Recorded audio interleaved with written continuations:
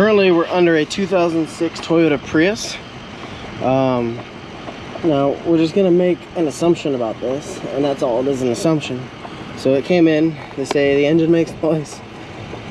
So I mean, obviously we have a problem here. You can see the oil filter is broken off the oil pan. Okay, so definitely lost number 4 rod, and we probably lost number, yeah, that'd be number 2. So assuming by the lack of oil underneath the car, I'm gonna go out on a limb and say that more than likely this thing was starved of oil.